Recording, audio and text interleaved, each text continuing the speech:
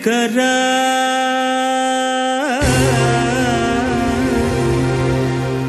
ನಾದ ಶರೀರ ಪರ ವೇದ ವಿಹಾರ ಹರ ಜೀವೇಶ್ವರ ಶಂಕರ ನಾದ ಶರೀರ ಪರ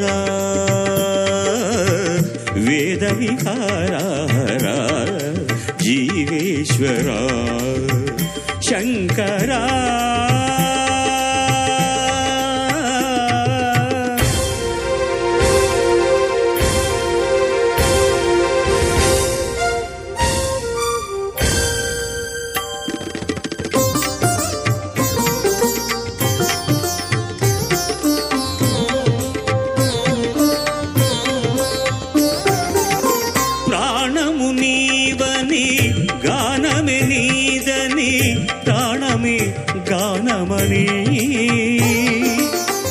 ಮೌನ ವಿಚಕ್ಷಣ ಧ್ಯಾನ ವಿಲಕ್ಷಣ ರಾಗಮೇ ಯೋಗಮಣಿ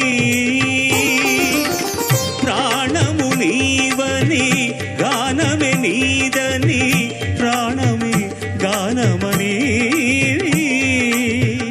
ಮೌನ ವಿಚಕ್ಷಣ ಧ್ಯಾನ ವಿಲಕ್ಷಣ ರಾಗಮೇ ಯೋಗಮಣಿ నాదోపాసన చేసిన వాడను నీ వాడను నేనైతే నాదోపాసన. ನಮಸ್ಕಾರ ವೀಕ್ಷಕ ಬಂಧುಗಳೇ, ಎಲ್ಲರಿಗೂ ಶ್ರೀ ಶಂಕರಾಚಾರ್ಯರ ಜಯಂತಿಯ ಶುಭಾಶಯಗಳು. ಆದಿಗುರು ವಿಶ್ವಗುರು ಶ್ರೀ ಶ್ರೀ ಶಂಕರಾಚಾರ್ಯರು 8ನೇ ಶತಮಾನ ಅಂದರೆ 788ನೇ ಇಸವಿಯಲ್ಲಿ ಕೇರಳದ ಕಾಲಟಿ ಎಂಬ ಪುಟ್ಟ ಗ್ರಾಮದಲ್ಲಿ ವೈಶಾಖ ಶುಕ್ಲ ಪಂಚಮಿಯೆಂದು ಜನಿಸಿರುತ್ತಾರೆ. ಇವರ ತಂದೆ ಶಿವಗುರು ಹಾಗೂ ತಾಯಿ ಆರ್ಯಾಂಬೆ. ಅವರ ಒಬ್ಬನೇ ಮಗನಾದ ಇವರು ಬಾಲ್ಯದಲ್ಲಿ ವಿದ್ಯಾಭ್ಯಾಸದೊಂದಿಗೆ ಆಧ್ಯಾತ್ಮಿಕತೆಯೆಡೆಗೆ ಒಲವು ಮೂಡಿಸಿಕೊಂಡು ತಾಯಿಗೆ ಇಷ್ಟವಿಲ್ಲದಿದ್ದರೂ ಸನ್ಯಾಸತ್ವ ಸ್ವೀಕರಿಸಿ ಬಿಡುತ್ತಾರೆ. ಇವರಿಗೆ ಶ್ರೀ ಗೋವಿಂದ ಭಗವದ್ ಪಾದರವರು ಗುರುವಾಗಿ ಉಪದೇಶ ನೀಡಿರುತ್ತಾರೆ. ಶಂಕರರು ದೇಶದೆಲ್ಲೆಡೆ ಸಂಚಾರ ಮಾಡಿ ಕಾಶಿ ಕ್ಷೇತ್ರದಲ್ಲಿ ಹಲವು ಶಾಸ್ತ್ರಗಳ ತತ್ವಗಳ ಅಧ್ಯಯನದಿಂದ ಸರ್ವಜ್ಞ ಪೀಠವನ್ನೇರುತ್ತಾರೆ. ದೇಶದೆಲ್ಲೆಡೆ ಶ್ರೀ ಶಂಕರರು 4 ಪೀಠಗಳನ್ನು ಸ್ಥಾಪಿಸುತ್ತಾರೆ. ಅವುಗಳು ಯಾವುವೆಂದರೆ ಉತ್ತರದಲ್ಲಿ ಬದರಿ ಪೀಠ ಅಂದರೆ ಉತ್ತರ್ ಜ್ಯೋತಿರ್ಮಠ, ದಕ್ಷಿಣದಲ್ಲಿ ಶೃಂಗೇರಿ ಪೀಠ ಅಂದರೆ ದಕ್ಷಿಣ ಶಾರದಾ ಮಠ, ಪೂರ್ವದಲ್ಲಿ ಪೂರಿ ಪೀಠ ಅಂದರೆ ಪೂರ್ವ ಗೋವರ್ಧನ ಮಠ, ಪಶ್ಚಿಮದಲ್ಲಿ ದ್ವಾರಕಾಪೀಠ ಅಂದರೆ ಪಶ್ಚಿಮ ಕಾಳಿಕಾ ಮಠ. ಇವುಗಳಲ್ಲಿ ಇಂದಿಗೂ ಗುರು ಶಿಷ್ಯ ಪರಂಪರೆ ಮುಂದುವರೆದುಕೊಂಡು ಬಂದಿರುತ್ತದೆ. ಇವರು ಜಗತ್ತಿಗೆಲ್ಲ ಅದ್ವೈತ ಸಿದ್ಧಾಂತವನ್ನು ಬೋಧಿಸಿ ಕೇವಲ 32 ವರ್ಷಗಳ ಕಾಲ ಬದುಕಿದ್ದರೂ ಆತ್ಮವೇ ಪರಮಾತ್ಮ ಎಂದು ಅಹಂ ಬ್ರಹ್ಮಾಸ್ಮಿ ಹಾಗೂ ತತ್ ತ್ವಂ ಅಸಿ ಎಂದು ಜಗತ್ತಿಗೆ ಸಾರಿ ಭಕ್ತ ಜನರೋದ್ಧಾರ ಮಾಡಿದ ಮಹಾನ್ ಗುರು ಆಗಿರುತ್ತಾರೆ. ಅವರು ತೋರಿದ ಹಾದಿಯೇ ಇಂದು ನಮ್ಮೆಲ್ಲರ ಸನ್ಮಾರ್ಗದ ಹಾದಿಯಾಗಿದೆ. ಶ್ರೀ ಶಂಕರಾಚಾರ್ಯ ಗುರು ಶಿರಸ ನಮಾಮಿ. ಬಂಧುಗಳೇ, ಶಂಕರಾಚಾರ್ಯರ ಬಗ್ಗೆ ಸವಿಸ್ತರವಾಗಿ ನಾವು ಮಾಹಿತಿ ಕೊಟ್ಟಿದ್ವಿ ಅಂತ ಭಾವಿಸಿದ್ದೇನೆ. ಯಾಕೆ ಅಂತಂದರೆ ಈ ಶಂಕರಾಚಾರ್ಯರ ಜಯಂತಿಯ ಆಚರಣೆಯನ್ನು ನೆಲಮಂಗಲದಲ್ಲಿ ಸುಮಾರು ವರ್ಷಗಳಿಂದ ನಡೆಸ್ಕೊಂಡು ಬಂದಿದ್ದಾರೆ. ಶ್ರೀ ಮಹಾಗಣಪತಿ ಟೆಂಪಲ್ ಟ್ರಸ್ಟ್, ಗಣೇಶನ ಗುಡಿ ಬೀದಿ, ನೆಲಮಂಗಲ, ಇಲ್ಲಿ ಈ ಕಾರ್ಯಕ್ರಮವನ್ನು ನಡೆಸ್ಕೊಂಡು ಬಂದಿದ್ದಾರೆ. ಶ್ರೀ ಶಂಕರಾಚಾರ್ಯರ ಜಯಂತಿ ಪ್ರಯುಕ್ತ 9ನೇ ತಾರೀಕಿಂದ 12ನೇ ತಾರೀಕುವರೆಗೂ ವಿವಿಧ ಪೂಜೆ ಪುನಸ್ಕಾರ, ರುದ್ರಾಭಿಷೇಕ, ವೇದ ಸೂಕ್ತ ಪಾರಾಯಣಗಳನ್ನು ಮಾಡಿದ್ದಲ್ಲದೆ ಪ್ರತಿನಿತ್ಯವೂ ಸಾಂಸ್ಕೃತಿಕ ಕಾರ್ಯಕ್ರಮ ಎಲ್ಲ ಕೂಡ ಇಲ್ಲಿ ನಡೆದಿದೆ. ಅಂದರೆ ಶಿವಾನಂದ ಲಹರಿ ಡಾಕ್ಟರ್ ಗಣೇಶ್ ಅವರಿಂದ, ಹಾಗೆ ನಾಗೇಂದ್ರ ಶಾಸ್ತ್ರಿಗಳಿಂದ ಶಾಸ್ತ್ರೀಯ ಸಂಗೀತ, ಹಾಗೆ ಕೊಳಲು ವಾದನ, ಶ್ರೀ ಭಾಸ್ಕರ್ ಸಿಂಹಾದ್ರಿ ನೆಲಮಂಗಲ ಇವರಿಂದ, ದತ್ತ ಸತ್ಸಂಗ ಇವರಿಂದ ಭಜನಾ ಕಾರ್ಯಕ್ರಮ ಕೂಡ ಚೆನ್ನಾಗಿ ನಡೆಸ್ಕೊಂಡು ಬಂದು ಈ ಒಂದು ಶಂಕರ ಜಯಂತಿಯನ್ನು ಅತ್ಯದ್ಭುತವಾಗಿ, ಒಂದು ಅವಿಸ್ಮರಣೀಯವಾಗಿ, ಭಕ್ತಿಪೂರ್ವಕವಾಗಿ ಚೆನ್ನಾಗಿ ಆಚರಣೆ ಮಾಡಿದ್ರು ಅನ್ನೋದಕ್ಕೆ ಈ ಒಂದು ಕಾರ್ಯಕ್ರಮವೇ ಪ್ರತ್ಯಕ್ಷವಾಗಿ ಕಂಡು ಬಂದಿದ್ದು.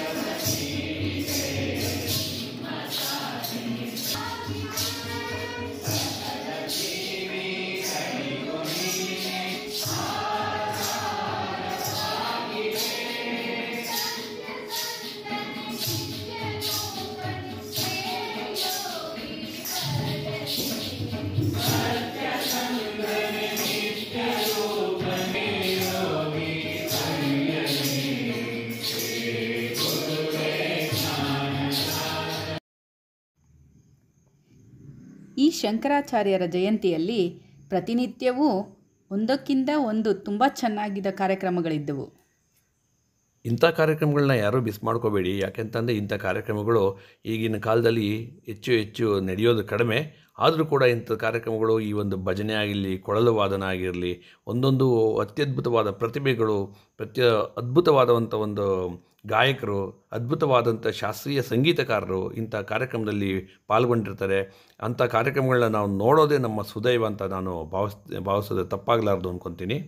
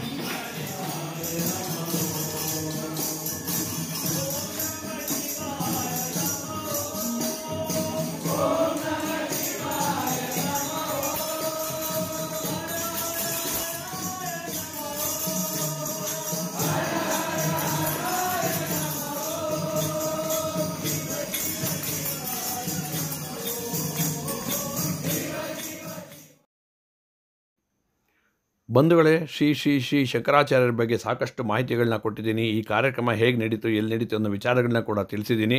ನನ್ನ ವಿಡಿಯೋಗಳನ್ನ ನೋಡ್ತಾ ಇರಿ ರಾಮರಾವ್ 7019 ಶೇರ್ ಮಾಡೋದು ಮರಿಬೇಡಿ. ಸಬ್ಸ್ಕ್ರೈಬ್ ಆಗೋದಂತೂ ಖಂಡಿತ ಮಿಸ್ ಮಾಡಬೇಡಿ. ನಮಸ್ಕಾರ, ಥ್ಯಾಂಕ್ ಯು, ಬಾಯ್.